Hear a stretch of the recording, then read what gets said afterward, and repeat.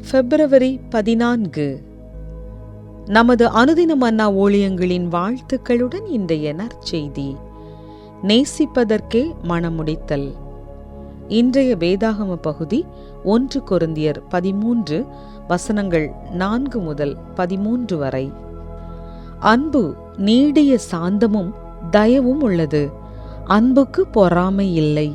அன்பு தன்னை புகழாது, இருமாப்பாய் இராது, அயோக்கியமானதை செய்யாது, தற்பொழிவை நாடாது, சினமடையாது, தீங்கு நினையாது, அநியாயத்தில் சந்தோஷப்படாமல் சத்தியத்தில் சந்தோஷப்படும், சகலத்தையும் தாங்கும், சகலத்தையும் விசுவாசிக்கும், சகலத்தையும் நம்பும், சகலத்தையும் சகிக்கும்.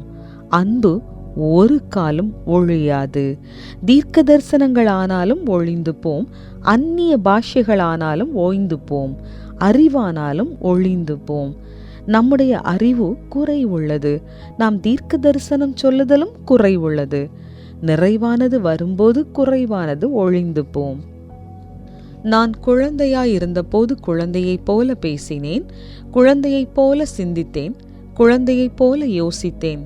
நான் புருஷனான போதோ குழந்தைக்கேற்றவைகளை ஒழித்து விட்டேன். இப்பொழுது கண்ணாடியிலே நிழலாட்டமாய் பார்க்கிறோம், அப்பொழுது முகமுகமாய் பார்ப்போம். இப்பொழுது நான் குறைந்த அறிவுள்ளவன், அப்பொழுது நான் அறியப்பட்டிருக்கிறபடியே அறிந்து கொள்ளுவேன். இப்பொழுது விசுவாசம், நம்பிக்கை, அன்பு இம்மூன்றும் நிலைத்திருக்கிறது. இவைகளில் அன்பே பெரியது. முக்கிய வசனம்: அன்பு ஒரு காலம் ஒழியாது. 1 கொரிந்தியர் 13:8. ராதாவின் திருமணத்தில் அவளது தாயார் 1 கொரிந்தியரிலிருந்து ஒரு அழகான வேத வாக்கியத்தை வாசித்தார். வேதாகமத்தின் அன்பின் அதிகாரம் என்று அடிக்கடி அழைக்கப்படும் 1 கொரிந்தியர் 13வது அதிகாரம் அந்த வைபவத்திற்கு ஏற்றதாக இருந்தது. அன்பு நீடிய சாந்தமும் தயவும் உள்ளது. அன்புக்கு பொறாமை இல்லை. அன்பு தன்னை புகழாது, இருமாப்பாயிராது. இதை கேட்டவுடன் அப்போஸ்தலனின் அசை உண்டாக்கும் இந்த வார்த்தைகளின் பின்னணியம் என்னவென்று தற்கால மணப்பெண்களும் மாப்பிள்ளைகளும் அறிவார்களா என்பது கேள்விக்குறியே என்ற எண்ணம் என் மனதில் எழுந்தது. பவுல் ஏதோ ஒரு காதல் கவிதையை எழுதவில்லை. அப்போஸ்தலன் பிளவுபட்ட கொரிந்து சபையில் கொதித்தெழும் பிரிவினைகளை ஆற்றும் முயற்சியாக தனது கெஞ்சலையே எழுதினார். எளிமையாகச் சொன்னால், கொரிந்துவில் உள்ள திருச்சபை சீர்கெட்டிருந்தது என்று அறிஞர் டக்ளஸ் கேம்பல் கூறுகிறார். தவறான உறவு முறை, விபச்சாரம் மற்றும் மூப்பர்களிடையே போட்டி மனப்பான்மை போன்றவை தலை தூக்கும் பிரச்சனைகளில் சில. சபை மக்களிடையே சட்ட வழக்குகள் சர்வ சாதாரணமாக இருந்தன.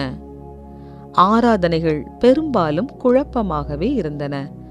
அந்நிய பாஷையில் பேசுபவர்கள் முதலிடம் பெற போட்டியிட்டனர். தீர்க்க தரிசனம் உரைப்பவர்களோ பிறரை ஈர்க்கவே தீர்க்க தரிசனம் கூறினர். இந்த குழப்பத்தின் பின்பாக இருந்தது ஒருவருக்கொருவர் அன்பில் உறவாடுவதில் ஏற்பட்ட அடிப்படை தோல்வி என்று கேம்பல் கூறுகிறார்.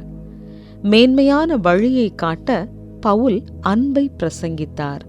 ஏனென்றால் அன்பு ஒரு காலம் ஒழியாது. தீர்க்க தரிசனங்களானாலும் ஒழிந்து போம், அந்நிய பாஷைகளானாலும் ஓய்ந்து போம், அறிவானாலும் ஒழிந்து போம். பவுலின் அன்பான நினைவூட்டல்கள் நிச்சயமாக ஒரு திருமண வைபோகத்தை உற்சாகமூட்டும். அவைகள் நம் அனைவரையும் அன்பாயும் கனிவாயும் வாழ ஊக்குவிக்கட்டும். உங்கள் உறவுகளில் இரக்கத்தையும் கனிவையும் எவ்வாறு காட்டுகிறீர்கள்? கிறிஸ்துவின் சரீரத்தில் நீங்கள் எப்படி அன்பை காட்டுகிறீர்கள்?